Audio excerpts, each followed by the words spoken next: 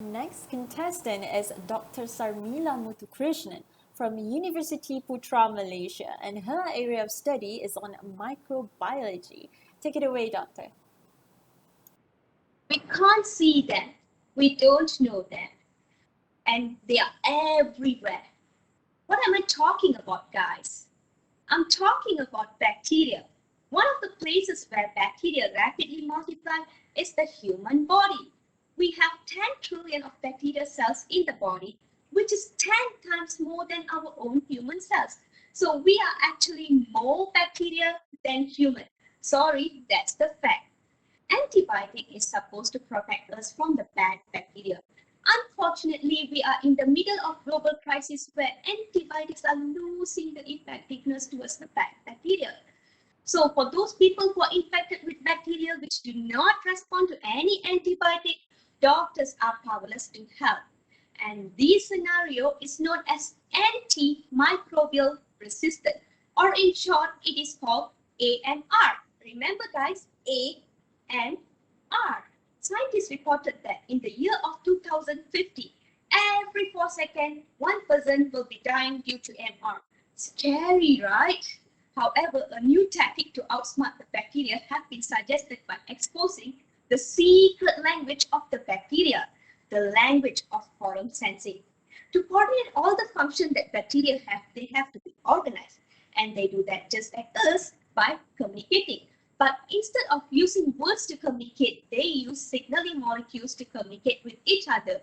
When the bacteria are few in numbers, the signaling molecules just flow away without causing any impact. But when there are many bacteria, the signaling molecules start accumulating and the bacteria start sensing that they are not alone. So they start to listen to each other and they keep check on how many of them there are. So once the signaling molecules reaches a certain threshold, all the bacteria sense at once and they also execute the same task together. And the task here refers to an infection or an disease. This is where my research comes in, where I culture the bad bacteria on an agar plate which contains all the nutrients for the bacteria to grow. Then I use a special biosensor to sense the type of signaling molecules produced by the bad bacteria. In other words, I hack into their secret communication to find the right key to mute them. In my research, I use natural plant extract to mute the communication of the bacteria so that they don't execute the task. Again, the task here refers to a disease or an infection. This technology has opened up a new line of research to reduce the incidence of AMR. Remember guys, if COVID-19 is scary, AMR is deadly. Are you ready for another battle? Thank you. Okay, I like this bacteria because you chose to talk about how the bacteria communicates, right? So if I understand it correctly, for extracellular activity, bacteria will, produce molecules that contain messages, and that becomes the pathways where they communicate. So just like human communication, any interruption to the signaling will also compromise the communication. My question to you is, this kind of science is not mainstream in our country. In schools, if I ask them this, they would really be, what? Even when I was in the newsroom talking about COVID-19, people don't even know the difference between SARS-CoV-2 and COVID-19. To them, bacteria or virus is the same. So how would you make a case that we must dedicate our funds and taxpayers' money? Because I think this study is very important because it can stop AMR. But I think it's very, very low-key and awareness is very low. Why do you think the awareness about this very important subject is very, very low? Because like I said to you, the analogy is very simple. If humans can't communicate, if social media is compromised, then human development will be compromised, right? But in your field, why has the lag between the advancement of science until we know what type of molecule and protein and such, but the literal awareness of it is very, very low? Why do you think so, especially for our country? Thank you very much for the question. It's a very, very good question because currently we are also facing the same problem because we applied grant internally in Malaysia for this project, and also we applied internationally. We received a grant from international bodies like from IDRC Canada. We received about 5 million for this project. Unfortunately, we didn't receive that amount in Malaysia. This is because, like what you said, lack of awareness. But with the current pandemic, with the situation of COVID-19 now, everyone is aware. Even my parents know what is virus. Even my parents, they know how does this virus work. So this kind of awareness, we have to make a lot of campaign. We have to educate in the school level. We have to go into the school and we have to educate what is antimicrobial resistant means. Maybe the name sounds like a big thing because it's something which is very scientific. So we have to do something like cartoonish. We have to put it in a cartoon way, or we can put it in a very simple way. Like you see now, COVID-19, everybody knows about COVID-19 because they portray it in a cartoon. They portray it in a magazines and newspapers and pamphlets, and even they have a My Sejahtera app, and they're educating. They put some notes and what to do and what shouldn't do and what is about the virus in My Sejahtera app. My suggestion will be, why don't we create a science app particularly for this kind of topic to help those students in the schools and people, the public, to understand more about AMR. Professor Jalil, do you have any questions for the contestant? Yes, good afternoon, Sarmila. Interesting topic, a nice research work. Now, you mentioned that you have some form of a biosensor. Am I right? Yes. Can you explain how does the biosensor works to detect this particular type of bad bacteria? Because you have the good bacteria and you also have the bacteria which is not good, which is not bad. So how does the signal differentiate all these bacteria? Okay, thank you, Mr. Jalil. We have a quorum sensing bacteria. That means a bacteria which already have been communicating with other bacteria. So what we do is we mutate that bacteria so that that particular genes will not work. So when we mutate that particular bacteria with that gene, although the bacteria is positive or the bacteria can communicate, but with the mutation, the bacteria will not be able to communicate. So when we co-culture the bacteria, when we culture this mutated bacteria together with another bad bacteria, if the bad bacteria produces the particular signal, it activates the mutated bacteria. So that is how we get to know that this bacteria has a specific signaling molecules. And also another tools that we use to determine the type of signaling molecules is by doing molecular analysis. You see, one thing which I don't like is when you mutate the bacteria, they will come to a stage where you cannot control the mutation. And when that happens, how are you going to mitigate it? Okay, every time. Yeah, a quick one. Every time we mutate the bacteria, we will check for the communication level, whether the bacteria communication system have been shut down or not. But for example, we use Vibrio Hawaii, which is a bioluminescent bacteria. So this bacteria emits light when it starts communicating. So if we mutate the right spot and the right gene, it will not be able to emit light. So we have a machine to. Thank you. Thank you. Thank you. Thank you, contestant. Our next contestant goes by the name Ms. Gayatri Munyandi. Ms. Gayatri is a student from University of Science Malaysia, USM, and she is studying on industrial biotechnology. So Ms. Gayatri, the stage is yours. Good luck. All the while, we were taught to believe that planting trees helps to save the environment by controlling the emission of carbon dioxide. But do you all know our plantations, applied with vast amounts of chemical fertilizer, contribute to a dangerous greenhouse gas, the nitrous oxide? This gas was found to be 300 times more harmful to the environment compared to carbon dioxide. Now, how does chemical fertilizer contribute to nitrous oxide? Imagine you are now sitting at your dining table, served with lots of food. You definitely can't be having all of them at once, right? No matter how hungry you are. Ladies and gentlemen, similarly, not all of the fertilizers applied in the soil are used by the plants. The leaching of water-soluble fertilizer is a common phenomenon that causes eutrophication and volatilization. Back in 1936, controlled nitrogen release technologies-based polymer derived by combining urea and formaldehyde were produced and commercialized in tons in 1955. To date, there are various researchers and many commercialized biofertilizers.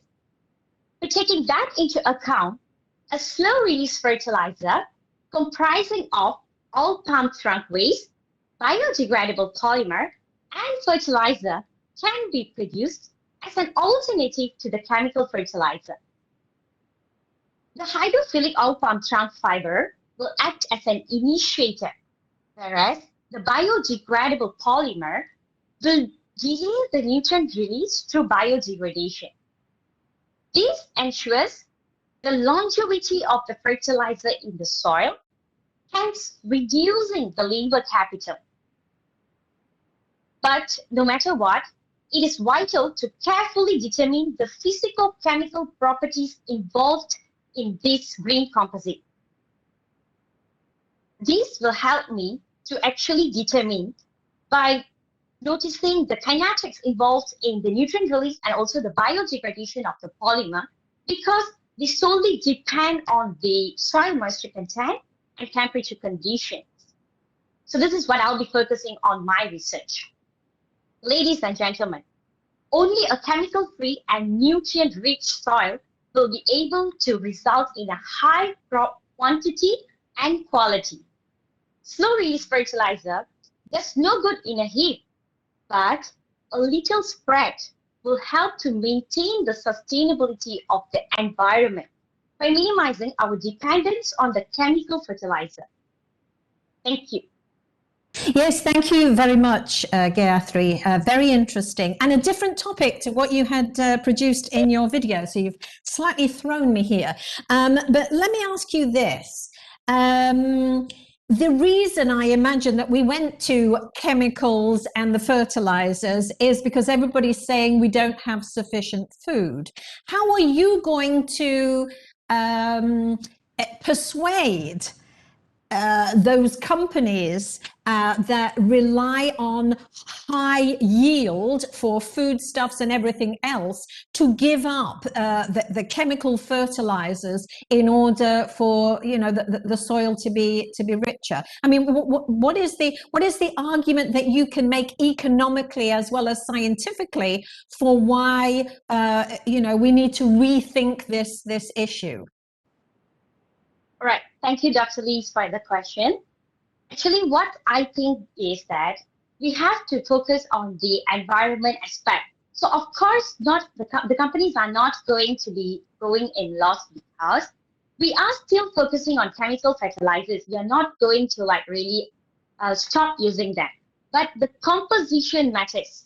When we put in some biodegradable materials, like the biopolymer I mentioned, and also the oil palm trunk waste, the oil palm trunk waste is being produced in large amount. So we can actually overcome the disposal problem.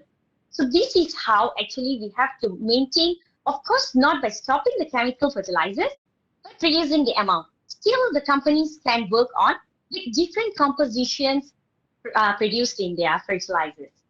Gayatri, a very good, interesting presentation. Now, what are your thoughts, or could you suggest any ways of taking in this palm oil effluents from the factory, which at present point of time are regularly discharged into the sea or even into the rivers? They're going to be used as drinking water. So Do you have any ideas? How would you convert it into something value added or to be processed appropriately before being discharged into the environment? Thank you, Prof, for your question. Actually, yeah, I do take into account the palm oil meal effluent as well, because they are currently being largely disposed. Yeah, you're right. So what we can do is that, of course, we can treat it first, treat the effluent, and then make them usable. We can add them in the composition when doing this fertilizer. So they can also be added. But of course, we must make sure pre-treatment is properly done to remove the poisonous and all those things which are not important as a fertilizer. Thank you, contestant. Our next contestant goes by the name Ms. Zhi Yan Hu. Ms. Zhi Yan is a physics teacher in Sri KDU Secondary School, and she's currently pursuing a PhD in education in science pedagogy. All right, Ms. Zhi Yan, the stage is yours. Good luck. So, unless you are a student of physics, most of us would think that when water travels through a tube, it exerts a greater pressure when it's traveling at higher speeds. Now, that's only true when water exits out of the tube, and where it hits its target, that's where the high pressure is. So what we see over here is always what we think is happening on the inside, but that's not true. So for the benefit of those of us who have forgotten our high school physics, this is how we can visualize it. Let's get a bunch of preschool kids, place them in a long hallway, for example, in a school, and we tell this kid, okay, hey, I want you to get to the end of the hallway, but walk. Take your time with it. So we know how inquisitive kids can get. So as they're walking, they're going to start looking around, they're going to touch walls, furniture, surfaces. If there's a door with a window, they're going to look inside and wave hi to their friends in the other classrooms. Anywhere they can reach, that's where we'll find their fingerprints. Now, let's take these same kids in the same hallway, but this time we tell them, kids, I want you to run as fast as you can to the other end of the hall. So while they're running, they do not have the same time and opportunity to touch the same surfaces that they did before. So let's take this analogy and compare it with water traveling through a tube. Remember that pressure is exerted when the water particles collide with the walls of the surfaces. So if we look at these kids, all right, wherever they have their fingerprints, that's where they're touching the walls. That's the same as where the water particles are colliding with the walls. So the greater the speed which water travels through the tube, the less fingerprints, therefore the lower pressure. This behavior is found in all fluids, i.e. liquids and gases. Of course, this was discovered by Daniel Bernoulli, and this became the basis of Bernoulli's principle, which states that for a dynamic fluid, the greater its speed, the lower its pressure. Encik Kamarul, any questions for the contestant? So I'm going to ask you this. If assuming that every single water pipe we have in the country, they are straight, then why is it that we are having water issues in our country of non-revenue water, meaning water that escape in between the dams to our houses and offices, the water leaks away? Does the material of the pipes also influence your analogy? Because even though it might not be pressure, but there might be other scientific interaction between the fluid inside the pipe and the material of the pipe itself. Yes, excellent question. Yes, because if I recall from, I'm sorry, because I will be honest, my physics right now is very high school. But yes, I remember eons ago when I learned engineering, we did learn about the different coefficients that influence Bernoulli's equations. So you're very correct, sir, in terms of the materials. So my analogy probably wouldn't be best because it's a very simplistic analogy. But I think when it comes to analogy, we can't always assume to have one analogy in an one-size-fit-all situation. So the reason I came up with this analogy was more for my high school students, because a lot of them keep arguing with me, saying that no, teacher, the greater its speed, the greater its pressure has to be. So I come up with analogies like this in my class. I agree, they are very only for this situation. They're not one size fits all, but I always come up with analogies to help them understand within that situation how true that particular principle is. So if we were to look at coefficients of different materials, then yes, I agree, the analogy may not work, but we would have to come up with a different analogy for the understanding, because analogies doesn't mean it's true. This is not the truth. Children are not water particles, but we can compare our understanding of how pressure works with this analogy. It is for them to understand, oh, this is the why. So I believe with that understanding, then later once they understand that, they can progress to higher levels of logical thinking and other analogies. I agree with you. That's why I say it like that, because I want your student to be able to solve our water issues, because it's been 2 generations and both the scientific, the engineering and the industry, they have failed to address our water issue, because if they study Bernoulli, they only use Bernoulli. They don't use 360 degrees. Thank you so much. Over to the more cruel judges, the other two. Thank you, Teacher Zien. If I had had you as my physics teacher, I might not have failed physics. Oh, no. So many congratulations to you for your wonderful presentation. But I'm going to be a little blunt and ask a question that I wish I had been able to ask my physics and science teacher, my science and maths teachers. And the reason why I'm asking you this is because the audience for this competition is a general audience. It's not high school students. So the question is, how does as an ordinary person, my not just knowing but understanding Bernoulli's principle change my life? Why should I care, I suppose, other than being in school and needing to learn about this principle in order to pass a physics test? That's a fair question, but I think also that this applies for a lot of scientific concepts that we learn in school.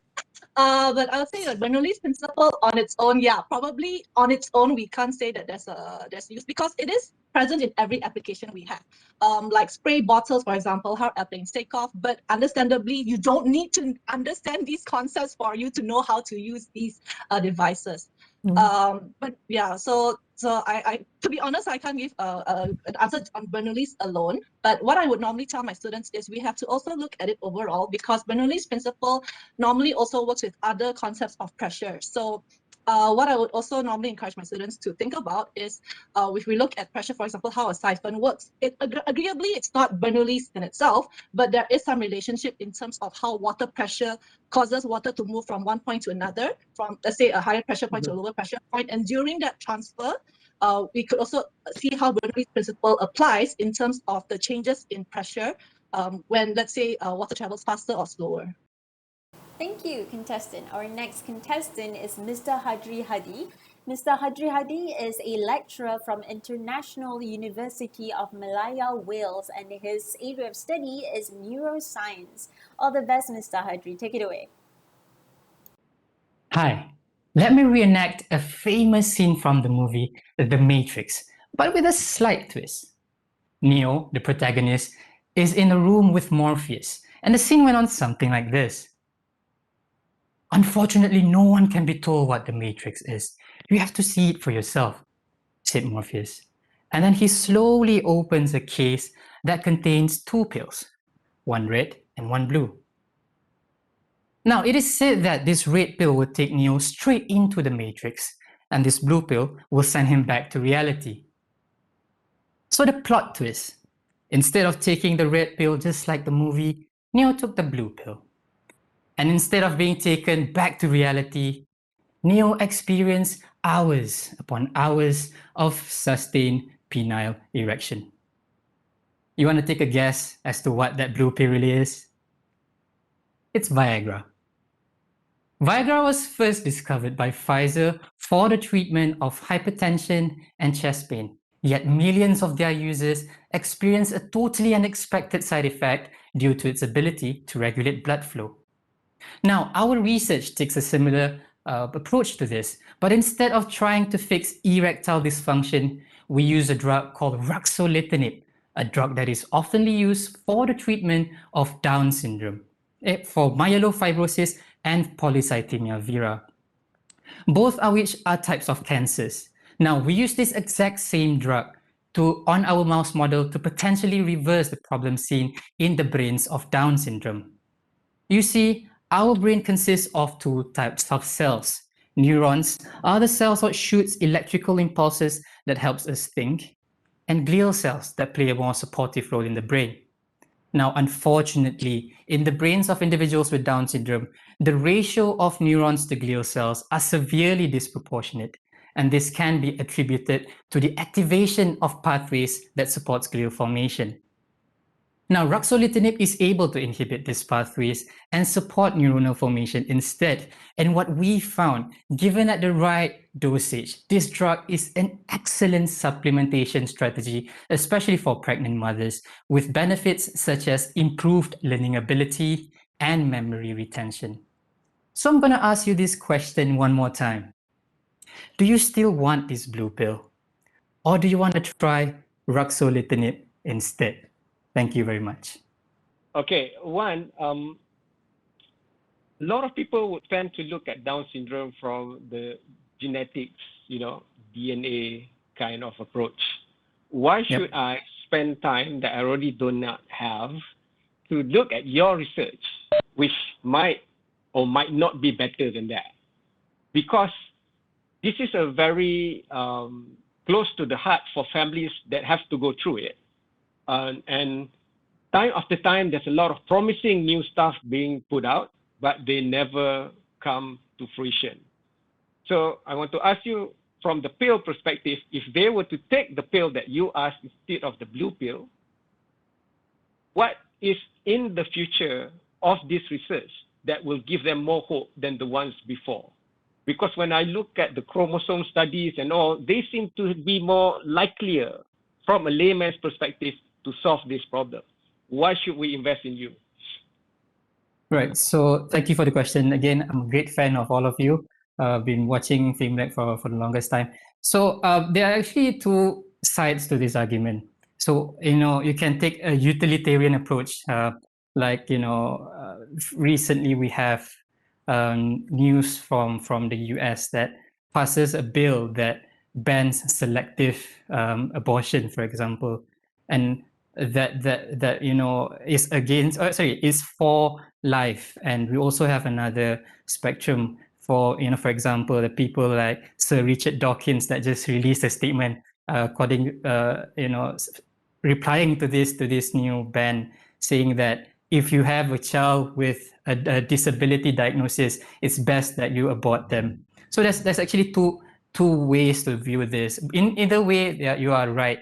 And to answer your question, how do I make someone who doesn't care about Down syndrome care about this, especially the policymakers, is that Down syndrome is a very costly disability, to be honest. So it is found that in a recent journal published by Journal of Early Pediatrics, the average cost of raising a Down syndrome child from 0 to 4 years old is actually 12 to 13 times higher than a normal child. So that is not including if a Down syndrome individual has a heart problem, which costs even more. I have a 2-year-old child, and I know the cost of raising a normal child, which is really, really expensive, times that by 12 to 14 times. So, in terms of economically solving or trying to solve this issue would definitely save costs in the long run and time as well. I hope that answers your question. Never mind. I'll give Prof. Jalil, because they are more cruel than me. They go direct to the basics. Fine, no problem. I want to commend you. You're the first contestant with the best background for video conferencing ever done for FameLab. Yes. Good for you. Thank you. Hadri, thank you, Hadri, for a very good presentation on Down syndrome and so on. You were talking about the blue pills. Okay, the blue pills has also a number of side effects. Okay, on its usage. Coming back to the red pill for Down syndrome, I do not know why you use that red the red pill, presumably on the same basis as the blue pill, what made you choose to use medication for the treatment of Down syndrome rather than any other forms of therapies?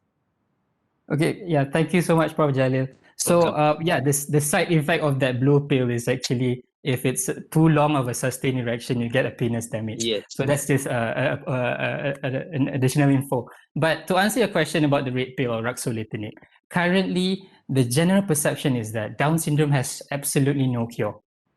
So we do That's not right. have any way to reverse because this happens in every single cell of the body. So the only current treatment, so-called treatment strategy for parents or any other stakeholders is lifestyle changes. For example, you can put your child on an amino acid therapy because of the early onset of Alzheimer's. You can put your child on a high antioxidant diet to help improve the brain. But these are all postpartum. That means you have delivered the child and it already has the brain structure that way. So now our strategy is not so much on curing it. Like I mentioned in my presentation, it's a supplement. So even, and this drug has been used for treatment of cancer, but in our case, we use it at a dose way, way lower than the dosage that we use for cancer treatment. And that totally negates all the problems that is seen, the side effects that we see in that kind of treatment with ruxolitinib. But we do see the potential benefits out of using this as a supplement. So right now, ruxolitinib and our strategy, I would say, would be the only strategy which helps to combat in early intervention for child with Down syndrome. Thank you, contestant. Our next contestant is Ms. Vima Angela. Ms. Vima Angela is a research assistant from UNITEN, and her area of expertise is in microalgae. All the best, Ms. Vima. Take it away. Siri, can you turn on the light, please?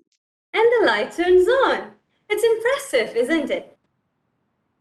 How artificial intelligence has made our life so convenient. Now, we indulge ourselves with the advancement of artificial intelligence that we tend to overlook at the drawbacks that comes together with this advancement.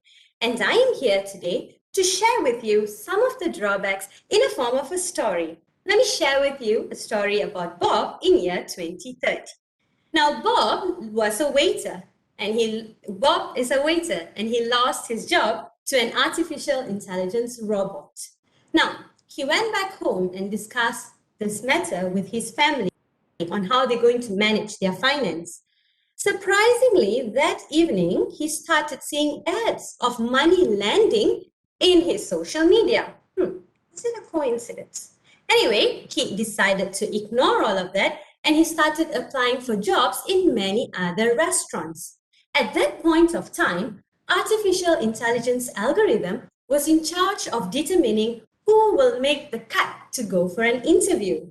And because these algorithms were developed based on biased data, Bob did not make the cut. Now, he had a family to feed though, so what he did, he turned into robbery. On his first attempt of robbing, he got caught. And because of the attempt of robbery, he was put to jail for 20 years. 20 years. Now, apparently, the artificial intelligence algorithm decided that he may rob again, so better put him for 20 years. Now, after 20 years, he came out of prison and he wished he was still in there. Reason being, people out there were trying to survive their life from the misuse of autonomous weapons by the wrong organization. Now, the story that I mentioned to you can be easily changed into a beautiful picture if we start taking action today. Governments should start preparing their people with the skills and knowledge to be able to adapt and secure a job in an artificial intelligence environment. Researchers and developers should start putting effort in being ethical, in choosing data, in training artificial and algorithms so that it doesn't support a particular group of community.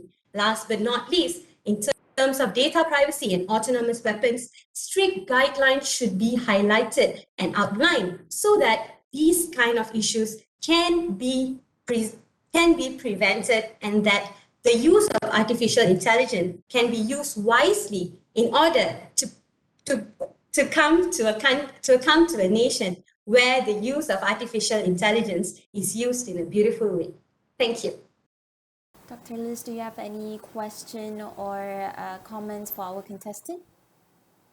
Yes, Vimal, thank you very much. Artificial intelligence as a futurist, that's a topic that I'm very, very interested in. What I would say, however, is this is a context to find the world's, or at least in this case, Malaysia's best science communicator. Your stories are wonderful in terms of outlining the moral and the ethical issues, but I think we need a little bit more of the science to be completely honest with you. So let me ask you this. You mentioned earlier, and herein lies the problem, that very often the artificial intelligence is making decisions based on biased data that has come. I mean, we know this from facial recognition, where there's been all sorts of problems in the past with artificial intelligence making, wrong choices, because where is the science to overcome that? What worries me is that we're going to get into this kind of circular loop where the only way of improving artificial intelligence is to use more artificial intelligence and less of the human decision making. Where do you see progress being made in terms of changing the biased nature of the data that is used to program the artificial intelligence? Thank you very much for your feedback and for your question. To answer your question, this is as mentioned, this is the pressing issue that comes when related to biased data, and that's why when these algorithms are developed, are trained using deep learning networks or using neural networks, the data that is chosen should be given a lot of importance so that the data that is put into the algorithm will be able to be used in the future in a balanced, in an equal manner, equal for all types of people, not biased. So it comes back to whether we are choosing the correct data set to train the algorithm so future biasness can be avoided. All right, Encik Kamarul, do you have any questions or comments to add to the presentation? Interesting. So I'm going to ask you this. I believe the science of it is in the algorithm before even the data. This is because humans create programs, and when they create programs, the programs imitate their best traits and also their worst traits. So many programmers wouldn't impute into the probabilities or things that they do not know. So for example, if I'm a white person, I don't know any Asian and any blacks. So I'll be inputting that things, algorithms that have social impact, but very skewed only to one aspect. Because the program has never had the wisdom of knowing the other things that it was not inputted for. So this thing that they like to debate and call it algorithmic injustice is what I'm going to ask you about. I believe that even before the data, programmers and developers of algorithm must already inculcate ethical algorithm practices. So what are your views on this? Because I think what we learned from Facebook, these are the biggest algorithm people in the world. What we learned from Facebook and all these other digital platforms, by the time they unleash the app, we have so little room to maneuver. So it's like gene editing, right? If you allow designer babies to come out already, then what do? Kill the babies? So that is what I'm putting back to you. Since you opened up this Pandora's box, I believe that the issue scientifically lies at the ability, or we must control the ability to unleash mass utilization of app if it doesn't include justice of algorithm programming. Okay, if I understand the question correctly, so the issue now it should be because of the algorithm itself, if I understand correctly. So how am I going to able to try to move around with this? Okay, thank you so much. So my suggestion would be, once this algorithm is established, we can have a first few trial rounds with the algorithms to, obviously we have a training and how do I say, a training data and a result data. So we should go around maybe 1 or 2 years just trying it, not making it the ultimate choice, the ultimate item to make the choice, but to see whether it complements with human choices and see how much of similarities are there. And once we are confident, the confidence level is quite high, then we can proceed with the algorithm. Until then, we have to train the algorithm with more data, with more changing of parameters, so that it can produce the result as how humans will think. Thank you, contestant. Our next contestant is Dr. Malavili Selvaraja. Dr. Malavili is a postdoctoral research fellow from UCSI University, and her area of expertise is in immunology, pharmacology, and genetics. Take it away, doctor. All the best. Fibroids, also known as leiomyoma, is one of the most common benign and non-cancerous gynecological tumor that occurs in women, which develop within the muscular layer of the uterus. Fibroids, composed of muscles in fibrous tissue, which gives them the firm structure. And fibroids usually occurs from the middle to reproductive years of the woman. And based on prevalence studies that have been reported, 70% of Caucasian women and more than 80% of African American women, they develop uterine fibroids by the age of 50. The exact cause of uterine fibroid is still unknown. However, hormonal irregulations, particularly estrogen hormone, genetic, epigenetic, and environmental factors have been associated with the development of uterine fibroids. And fibroids, they usually comes in multiples, and they comes in multiples and hugely varies in sizes, from as small as apple seed to as big as the honeydew with a diameter of more than 10 cm. And this is an image of uterine fibroids that have been removed from a 36-year-old woman. And this ball represents the largest size of fibroid that have been removed. And most of the humans with uterine fibroids, they may not experience any symptoms, or they may present with symptoms such as prolonged and heavy bleeding, heavy menstrual bleeding, pelvic pain, difficulty in urinating, anemia, constipation, infertility, and pregnancy complications, which may lead to low quality of life. And the most common indication for the uterine fibroids are hysterectomy, when most of the medications that are available are less effective and producing side effects. Therefore, women are increasingly searching for an alternative treatment with less side effects. And with that in mind, and we believe that the traditional herbs offer promising effect on various ailments. And with that in mind, our research team, we have formulated polyherbal formulation named as TC16 with combination consisting of a combination of effective herbs such as curcumin, black pepper, calamansi, and bentong ginger, which have been used by the traditional healers in treating the fibroids, but it lacks scientific evidence to support the usage. Therefore, in my present study, I will be investigating the anti-uterine effect on the animal and the cell-line model. Thank you. Okay, we turn to Prof. Jalil for any comments or questions to the contestant. Thank you, Malavili, for your presentation on anti-uterine fibroid effects.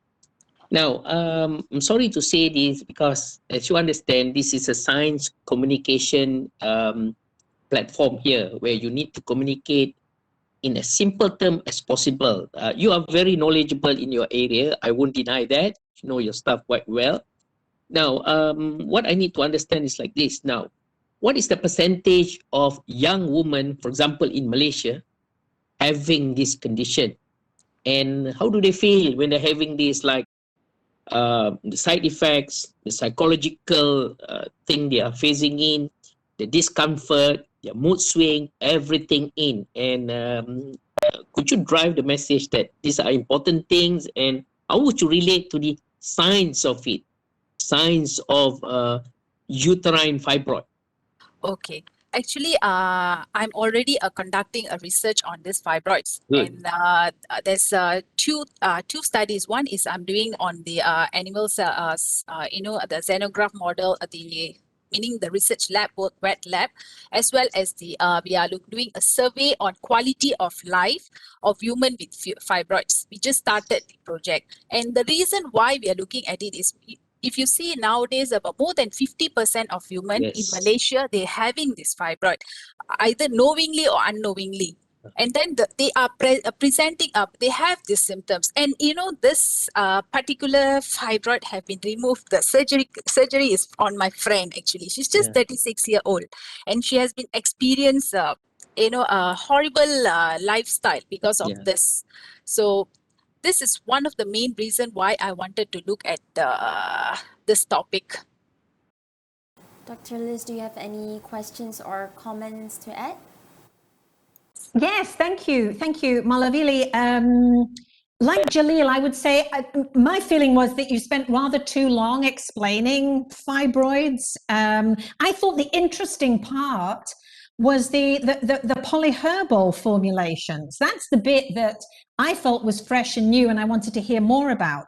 So what I would like you to briefly explain is, how would you go about, or how are you going about proving the effectiveness of these particular polyherbal formulations for fibroids when there are so many variables that could be, applied, like lifestyle, diet, genetic predisposition? How will you know that though these particular polyherbal formulations are actually making a difference?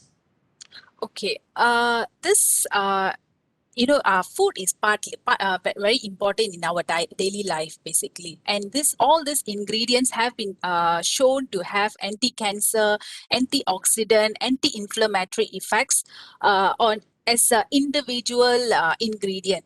So now we have formulated, because we call this synergism. Synergism means that when we have a few things together, it produces a better therapeutic effect as compared to the individual ingredient.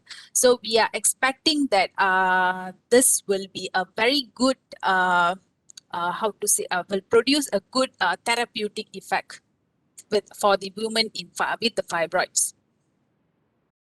All right, thank you, contestant. Our next contestant goes by the name Dr. Pranita Palasubramanian.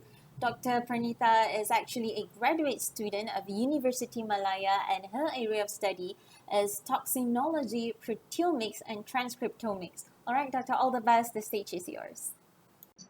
What if I were to tell you that these Phua Chu Kang boots can save hundreds and thousands of lives every year? Such a disarmingly simple preventive intervention of mere 20 ringgit as a snake-safe practice against the world's most venomous snakes? Well, snakebite envenomation is a serious public health issue affecting the impoverished. In 2019, it had afflicted 2.7 million people with 140,000 deaths. This is 37 times more deaths than dengue worldwide.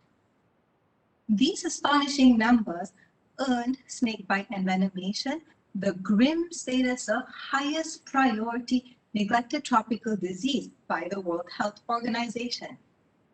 Now, why are there so many deaths caused by venomous snakes? The reason falls under the umbrella of treatment. Antivenom is the sole and only treatment available currently for snakebite envenomation. At this current moment, research in this field only shows more venomous snakes than there are existing antivenom that can cover. So when is an antivenom administered and how does it work? Upon snakebite envenomation, if the patient manages to get themselves to a medical facility stocking these life-saving therapies within the golden hour, then they're in luck and antivenom will be administered. Upon Upon administration, the antivenom or the antibodies will enter the bloodstream in chase for the venom toxins or bioactive compounds as they aim to target and disrupt biological processes. Effective antivenoms will then bind, neutralizing these toxins, preventing further progression of these symptoms caused by the venom proteins, which is essential and life-saving. Now here lies the problem. Antivenom must be specific for the species of the biting snake. Only then will they make a perfect match, preventing further damage done to the body. This is where my team and I come in. We study the variation of proteins in different snake venoms in order to understand the effectiveness of antivenoms against these fatal proteins. With more than 350 venomous snakes out there, not taking into account the geographical variation seen within the same snake species, this definitely poses a great challenge, limiting the effectiveness of the only known therapy currently. Being only a pawn in this chess game, my spiel here is to shine some much deserving light on this neglected tropical disease of the penniless, towards the lofty goals of the World Health Organization in reducing snakebite envenomation and mortality and morbidities in half by the year 2030. Thank you. Encik Kamarul, any questions for the contestant? It's one of the most dangerous neglected disease in the tropical world, more than 100,000 deaths, especially for the areas that are far away from where antivenoms are available. So the latest breakthrough studies will focus on protein engineering that makes it that if I'm bitten by a viper snake, I don't have to take an antivenom of a viper snake. Right. Is this? Yeah, okay. So what you're doing is actually making the antivenom application more generic, right? Mm-hmm.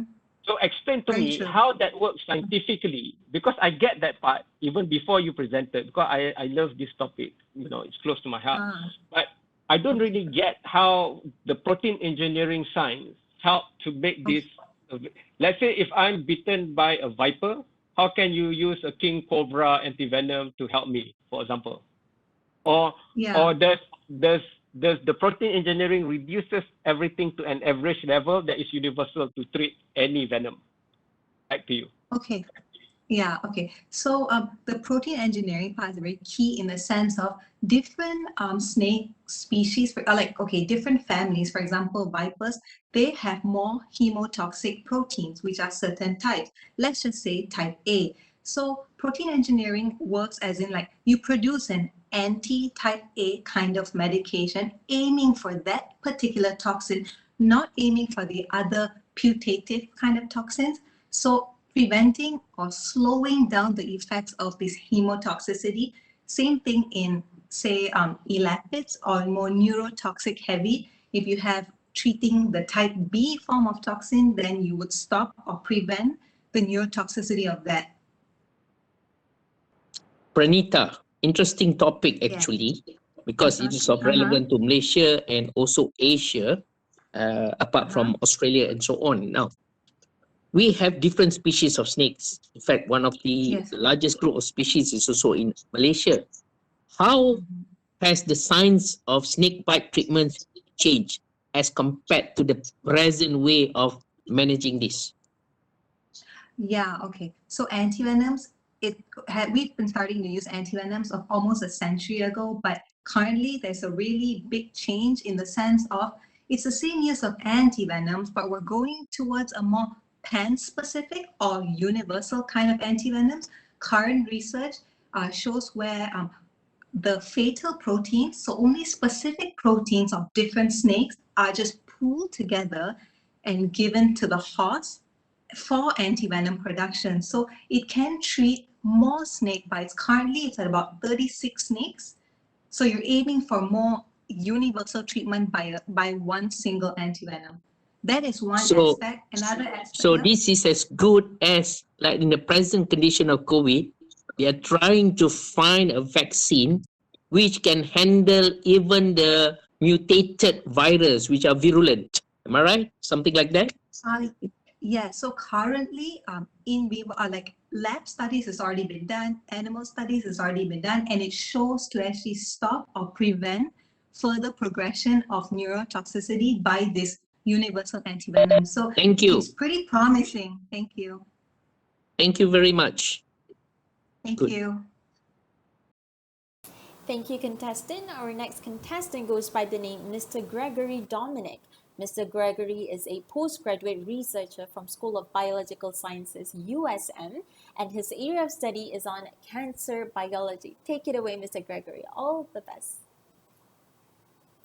September 22nd, 2018, Malaysians were woken up to the shocking news that our badminton legend, Dato' Lee Chong Wei, was diagnosed with an early stage of nose cancer. Our country's most successful Olympian ever was now facing his ultimate challenger yet in his very own body. Allow me to paint you a grim picture of the severity of nasopharyngeal carcinoma or nose cancer. Nose cancer is so geometrically centric that almost 85% of the world's annual cases are found in Asia.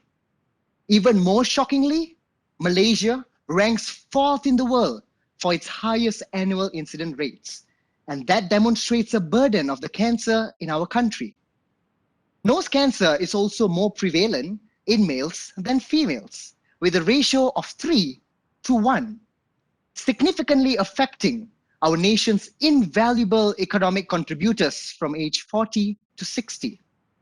But the good news, though, is that with the latest advanced treatment options, the survival rates of nose cancer is as high as 95% when detected early.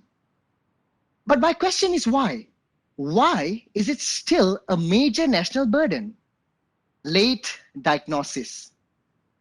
One of the factors is that this tumor is located at an internal cavity at the intersection of your nasal cavity and of your throat. Now, this hidden locality ensures that patients rarely experience any pain at an early stage. Now, with that said, our body is such an amazing machine that gives out physical signals at the first sign of a disease. With NPC, one will experience blood-stained nasal or mucus discharge, nose and ear block, facial numbness, and commonly a painless neck lump. Such was the story of an NPC survivor in Malaysia. When he detected his tumor, when he observed a selfie that he captured, when he noticed a drooping right cheek, which alerted him to get an early diagnosis.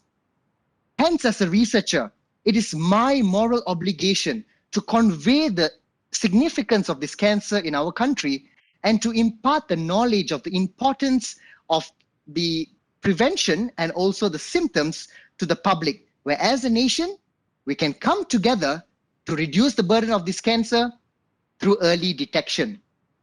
Remember, early detection saves lives. So the next time you're in front of a mirror while shaving, take a look at that handsome face of yours, because that could be your saving grace. Thank you. Hi, Gregory. Thank you for that. Very interesting. I'd never heard of this before. I understand it's a very rare disease.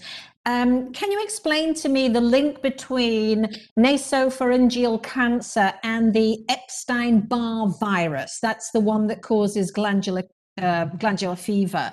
And what part does that play in the number of cases that you see that are in Asia? All right, thank you so much for the question, Dr. Liz. So first of all, EBV, or as what Dr. mentioned, Epstein-Barr virus, is one of the common risk factors for NPC. Now, this virus is commonly found in certain genetic predispositions, such as countries like in southern China and also in Hong Kong. Now, what has that got to do with Malaysia?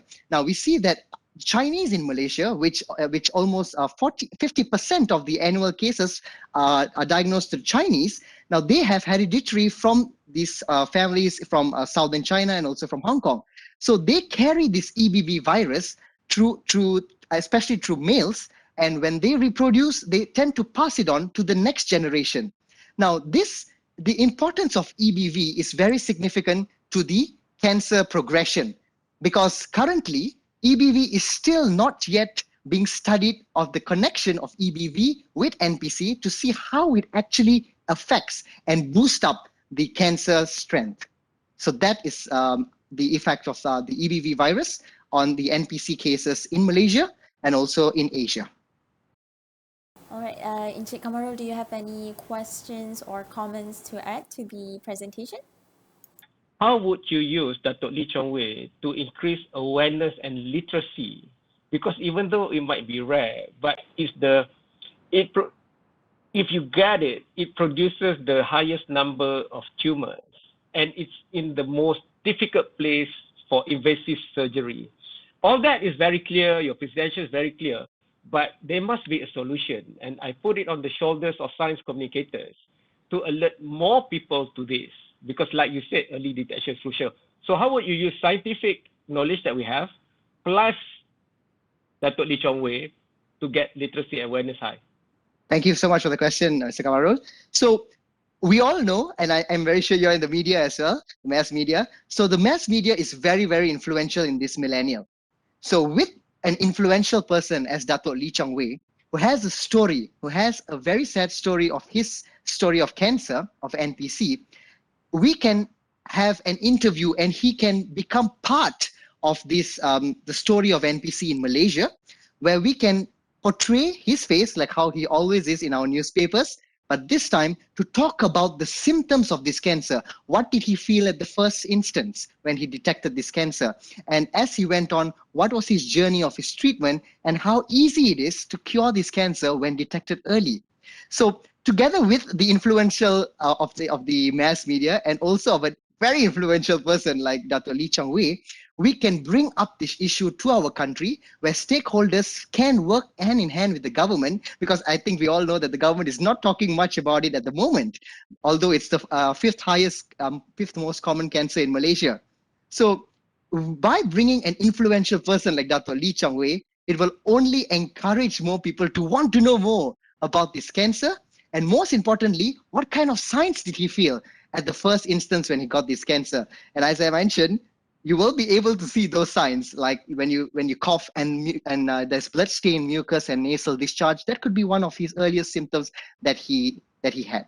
So it is very crucial to join forces with these people to bring up the awareness of cancer, because I would consider Dato' Lee Chong Wei an NPC survivor. All right, thank you, contestant. Our next contestant goes by the name Ms. Neelaveni Balamohan. Ms. Neelaveni is a teacher from Zenith International Schools, where her area of expertise is on microorganisms and parasite. All the best, Ms. Neelaveni. The stage is yours. Ladies and gentlemen, thank you for the opportunity given to me. I am Neela. I'm here to present the topic on biotechnology, and I'm going to walk you through GMO, genetically modified organism today. See, ladies and gentlemen, biotechnology is actually defined as exploitation of living system and living organism to create a product. The biotechnology can be defined in one word as technology based on biology. Biotechnology is not under a limelight nowadays or today per se, because there are a lot of controversial issues that is going around. But let me tell you all, ladies and gentlemen, biotechnology will heal the world if it's seen in the right note. Our life is ingrained with biotechnology. Why do I say that? Because biotechnology has been already knitted very well in our life. For example, the wash detergent and washing soap that we are even using now has contained an enzyme inside. It has got tendency to break the fat and also the starch that makes the stain. It could efficiently help you to wash the clothes in a minute of time. So biotechnology has been ingrained in our life, as in the usage. you can see that the detergent and washing powders that we have now is actually incorporated with an enzyme that helps to break the fat and as well that makes the stain on the clothes. Apart from that, biotechnology has been a navigation in our life because there are so many need to be an increase in the yield and there must be an enhancement in the nutrition profile in the crops. For this reason, we have got a new product there called a golden rice. What we did with the golden rice, we expressed beta carotene, a precursor for vitamin A in the rice. So when we enjoy eating the rice, we are getting the vitamin A in us and it has successfully prevented night blindness in many people. And to add on to that, sir, I would also to tell you another example where a crop has got anti-pest characteristic naturally. The plant just receives the growth of the pest naturally because we have got the gene from the bacillus and expresses to the crop and it has naturally got the characteristic to resist the pest. Last word, in a nutshell, I would like to tell you all that biotechnology is actually a powerful weapon and if it's used in the right note, it can enhance our life. Thank you so much for the time given. Okay, we turn to Prof. Jalil for any comments or questions to the contestant. Now, would you mind sharing with me how would you convince the people that GMO is much more better compared to the natural one? People are quite hesitant to go for GMO due to certain reasons, like even in the current situation where they know life is at stake, they still doesn't want to go for the vaccine. Government is paying free of charge to them. They still doesn't want. So please enlighten me on this one. Yes, sir. Thank you so much, Dr. Jalil, for the question. GMO, the genetically modified organism, has been not new into our life. People should know that we have already started GMO of 6,000 years ago, where we have started to make use of biological process of microorganism in food itself, like yogurt, bread, cheese, and even beers. This is completely negligence that thinks that vaccination could harm our life. Vaccination have been saving lives.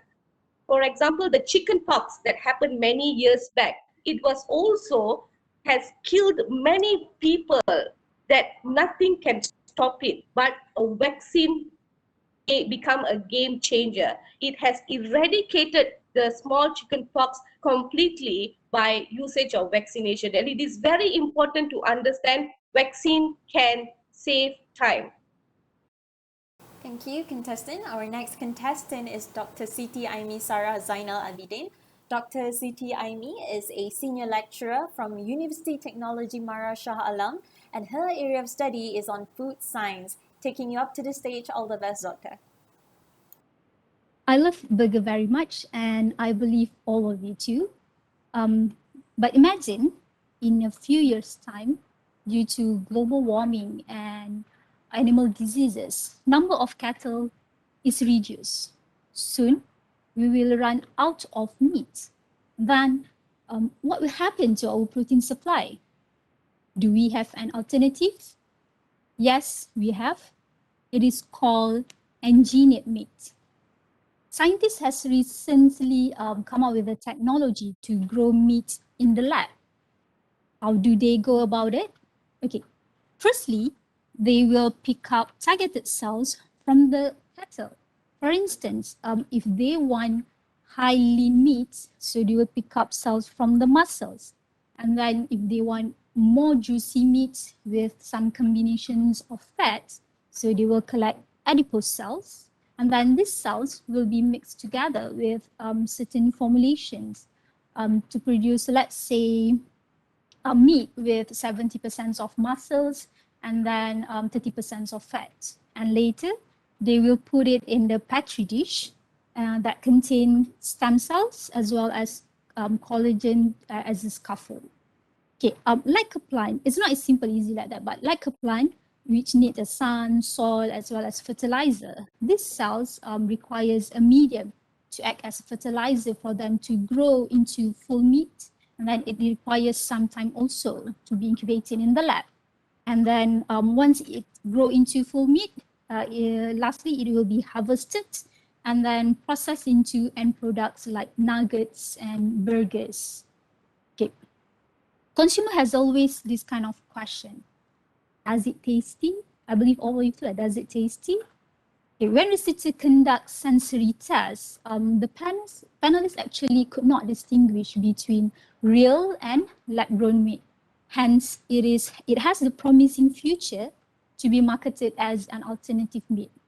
Okay, honestly, in my opinion, I think this is a good way to save our planet because animal farming use a lot of energy and release a lot of carbon. Plus, it is a solution to animal cruelty issue as well as antibiotic residues issue. In conclusions, although many advantages offered by this kind of technology, but there is still one question remain. Does consumer ready to accept it? And are we open to it? Thank you. Okay, thank you, Siti Aimi, on your engineered meat. Okay, Welcome, I believe you're not going to use this engineered meat to replace the existing source of protein.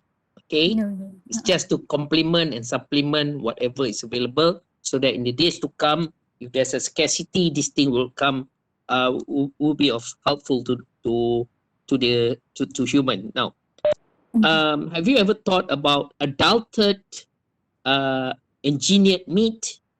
Adulterated engineered meat.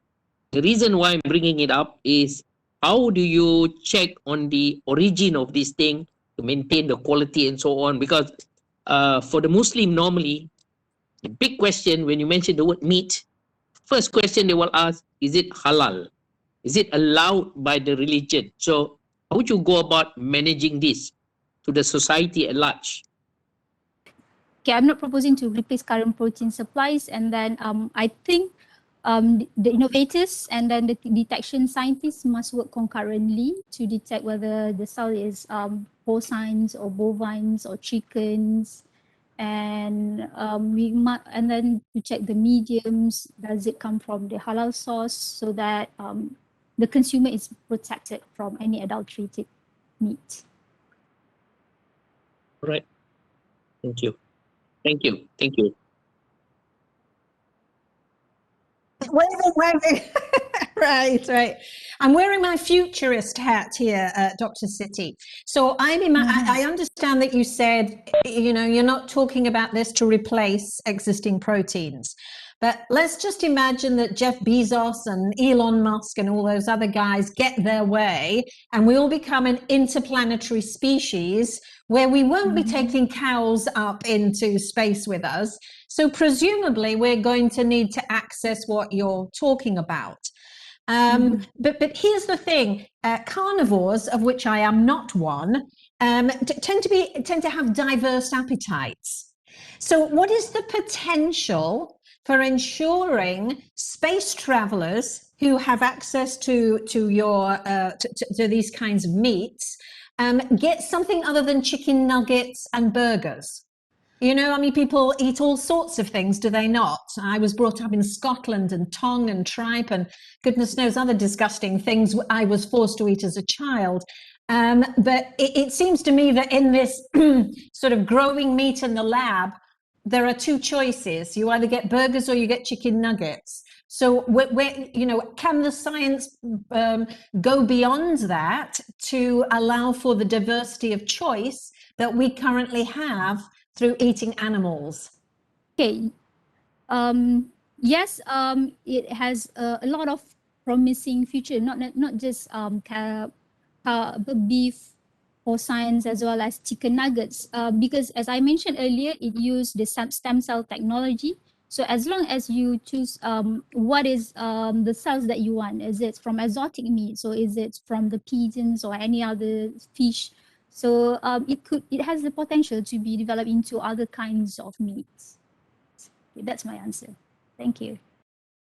Thank you, contestant. Our next contestant goes by the name Mr. Wan Muhammad Arif Aziz Jaffa. Mr. Wan Muhammad Arif is a PhD student from University Technology Malaysia, where he studies mechanical engineering specifically on thermal fluid. All the best, Mr. Wan. Take it away. In 2002, when I was 15, the first handphone that I had used was Nokia 3310. I'm sure all of you know about this phone, right? This phone is very strong. Sometimes we can make it as our greatest weapon to protect us from dangerous animals. For example, if dog after you. And what I really like about this phone is that its battery can withstand for 3 to 4 days. However, nowadays, although our phones such as Android becomes more or way powerful than Nokia 3310, but it's easy to get overheat. So, is it a big deal? Yes, because it will reduce the performance and the lifespan of our phone. Why? The answer is heat dissipation. Although our electronic device such as smartphone or computer become smaller and more compact, but the number of transistors built in the microchip is keep increase, which in turn increase the heat dissipation. Don't you know the heat dissipation also could damage our skin cell and thus cause cancer? Very scary, right? Therefore, I have developed a sustainable cooling solution in order to provide high cooling performance with cost-effective way, and I name it as hybrid microchannel heatsink. Wait a minute, why we need this innovation? This is because the existing microchannel heatsink requires high coolant and pumping power consumption in order to provide it optimum cooling performance. Is that effective way? No, because it will damage the piping of the cooling system due to the high pressure drop. Reef cavity structure is a design that can solve the problem. However, the recirculation flow in the cavity geometry has weakened the heat transfer performance in the design. Thus, in my novel design, I have integrated secondary channel geometry in the reef cavity structure in order to eliminate the recirculation flow. And guess what? Boom! We can save the coolant and the pumping power consumption by 69% and 84% respectively. Besides that, we also improve the cooling performance by 42%. Very interesting, right? Let me share further about the other thing. No scheduled maintenance is required since water is used as coolant. So, like our heart, if our heart pump the blood with the high pressure, we can easily get the heart attack. Same goes to our cooling device. If our cooling device pump the coolant with the high pumping power, it will damage the cooling system due to the leakage issue. So, take care of our cooling device as we take care of our heart. Thank you. Dissipation of heat. I'm a very heaty person, Yes. so okay. Why should we look at your research rather than advancing the technology of materials, for example, you know, like carbon Okay. reinforced materials, or even before Malaysia was looking at graphene for conductivity and Yes. supreme conductivity that can, just so. Please explain to me within 1 minute why we should look at your research rather than these other ways of dissipating heat from our devices or gadgets or whatever it is. Because Okay. those are clear lines that I can see. The better material that conducts heat away and dissipates heat away from the activity center of the device, I can understand that. But for your science, I need to see whether it's better than that. Thank you. Okay. Actually, as we know, in all countries actually focus on the sustainable development goal. Actually, in my design, actually, I try to implement the sustainable cooling solution. In the sustainable cooling solution, actually, we need to use the passive technique as compared rather than active technique. So in the passive technique, actually, we focus on the channel design. Actually, they have many technique or many method you can use to improve the heat transfer performance.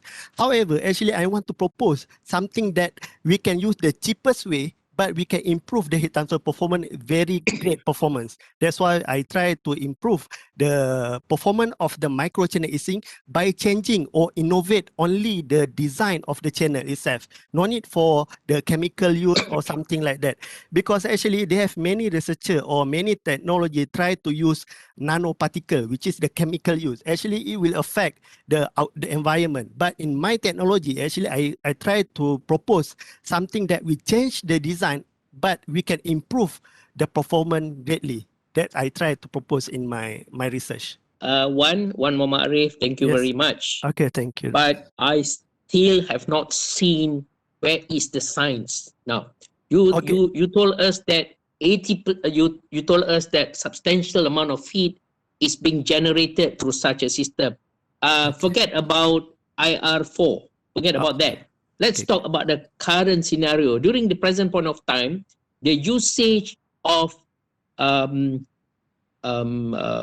equipment, apparatus, computer server system, everything is very high because most people are using online system, all communication, all transaction, all businesses are using that. So the server system will be heated up.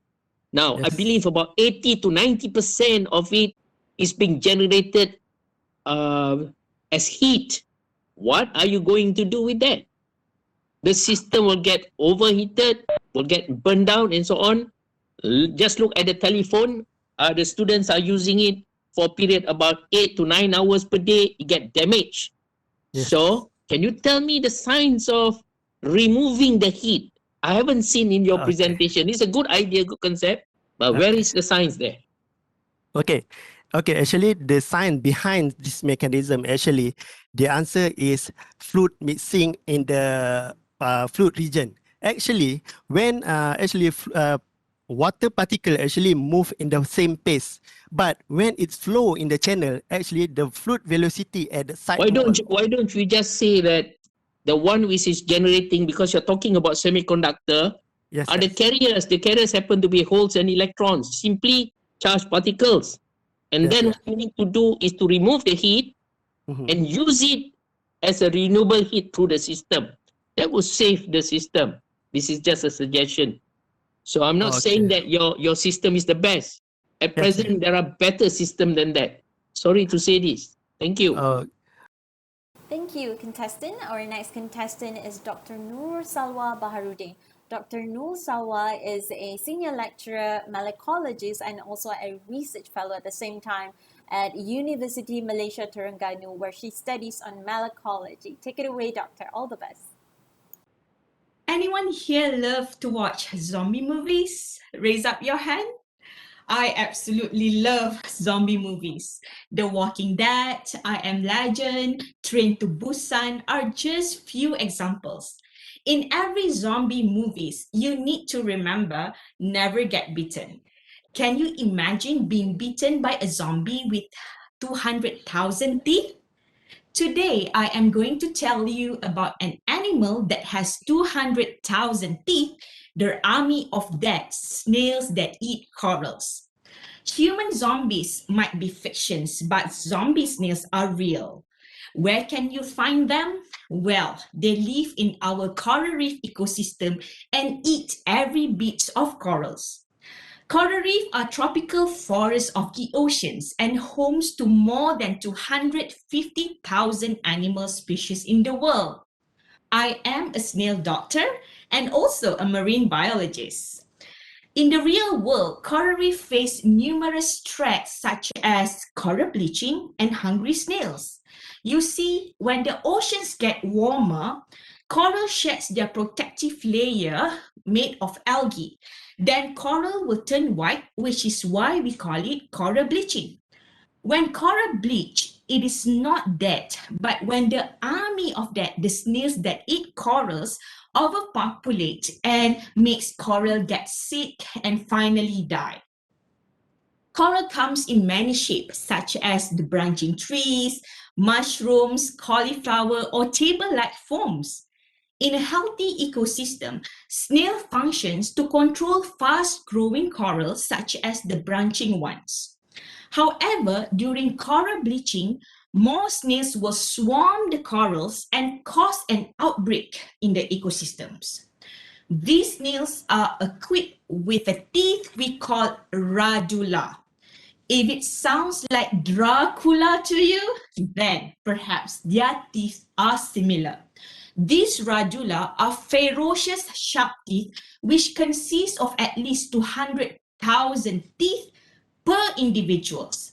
These snails will scrap and bite this coral just like this handsaw that I have and a piece of stones.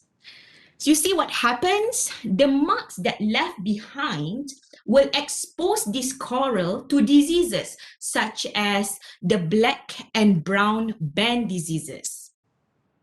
What is important is we need to keep the numbers of snails in check because we do not want a zombie apocalypse in our coral reef that will bring destructions. So the next time you go for snorkeling or scuba diving, keep an eye for these zombie snails. No, they are not going to bite you with 1,000 of teeth. So enjoy your time there. I hope to see all of you in the water sometime soon. Thank you. Dr. Liz, do you have any question or comments for our contestant? Thank you. How exciting being a snail doctor. I did not think such a thing existed. I can see children in the future saying, I want to be a snail doctor. Yeah, I've seen dead coral and believe you me, it's a terrifying thing. I'm trying to make the connection though between the snail doctor part and the, what is your solution? I mean, you said, we have to keep the numbers of these snails in check. What is your solution to that? How do we do that again without overcompensating and somehow detrimentally impacting the delicate eco balance of that natural ecosystem? All right. Thank you, Dr. Liz, for a very interesting questions. In regards to finding a solutions, my research team and I actually working together with the tourist operators of the resorts that that take care of this coral reef ecosystem. So what we did is actually all of us, whenever we go for scuba diving or even snorkeling, for example, like in Pulau Redang or Pulau Perhentian, we ask these divers to have a look whether there's a lot of snails or whether some of the snails, could be, patches that, feeding on this coral. The way to see is, of course, we need scuba divers. Actually, if it's, a shallow waters about, like, for example, like 1 or 2 meters, you can see easily through the snorkeling. But for scuba divers, we need to go through inside because most of these snails is actually feeding on the bottoms of the coral. So, for example, like the branching ones, it's like a trees. So on the top of the trees, you can't really see them.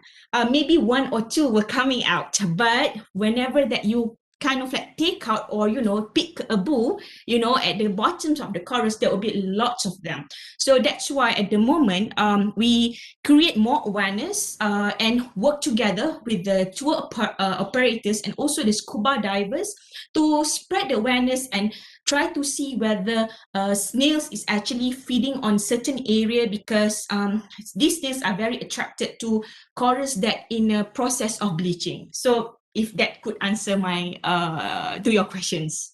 So are you proposing a kind of culling, as we would do with, in Britain with foxes, or that they would do in Australia with rampant rabbits and things? I mean, are you proposing culling these snails to reduce their numbers? Or what? What are the scuba divers supposed to be doing? All right. So what the scuba divers been doing is actually we normally I would kind of like brief how the snails look like.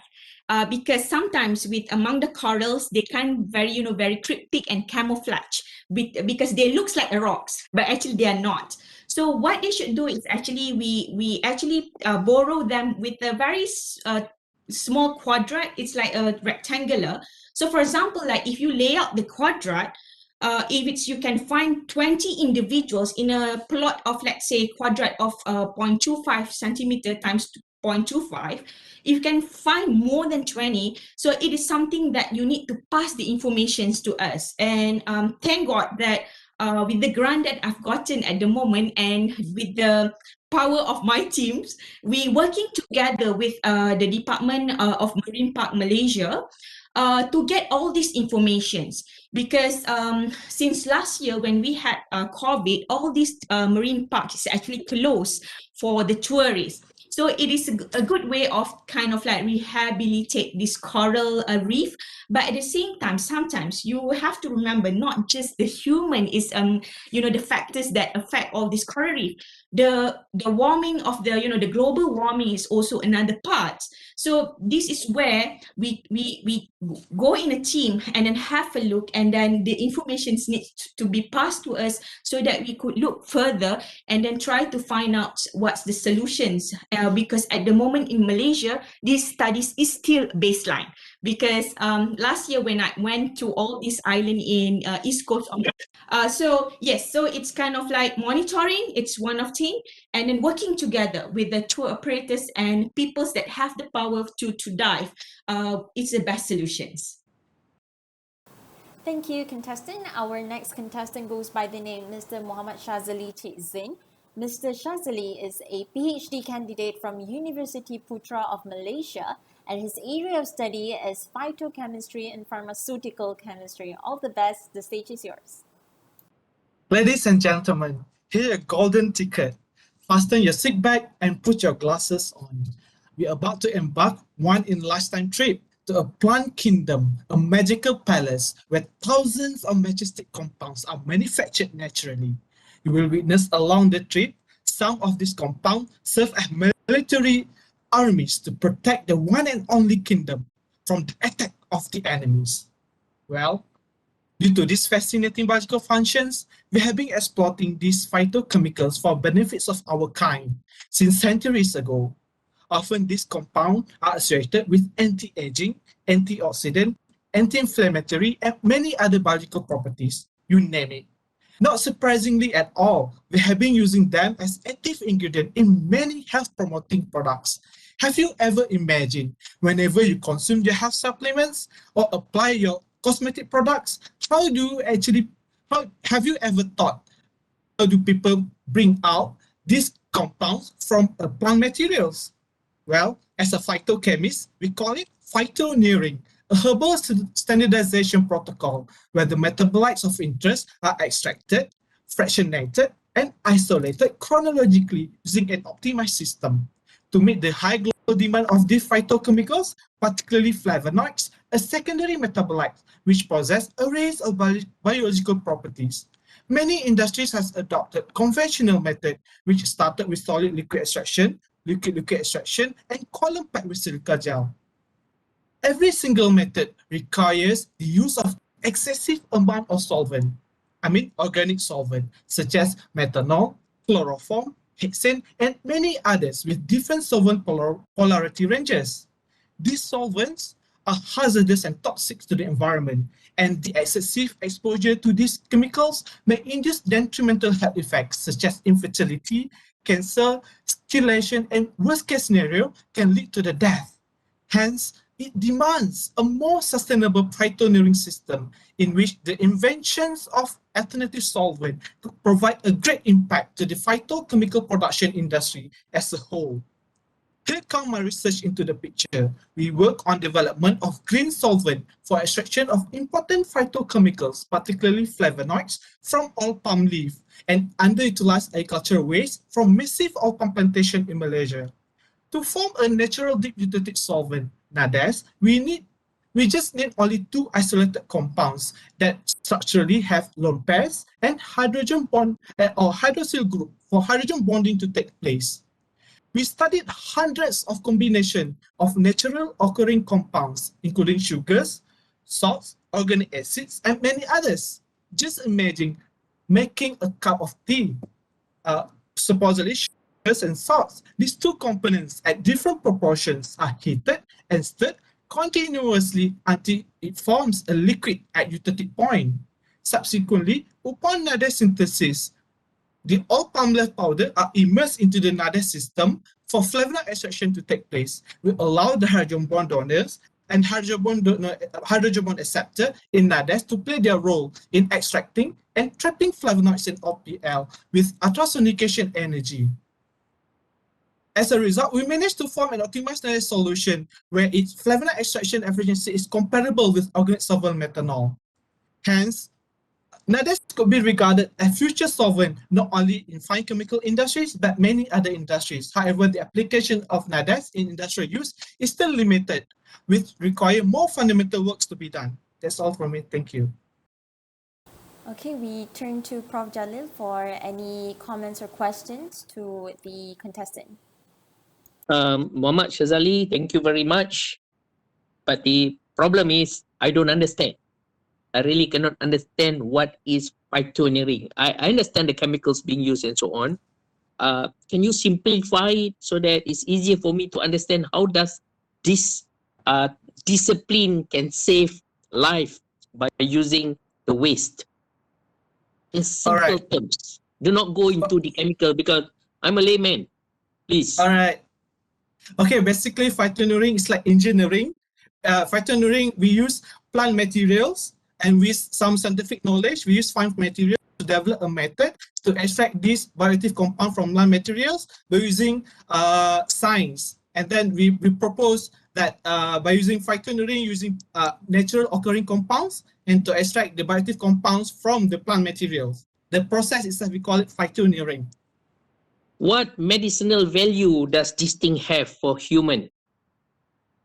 This nades. Okay, this nades is actually we try to develop to make sure that currently in conventional industrial scale we use to get, for example, the flavonoids, the bioactive compounds for anti-aging, for example, we use methanol, for example, to extract this flavonoid out from the plant materials.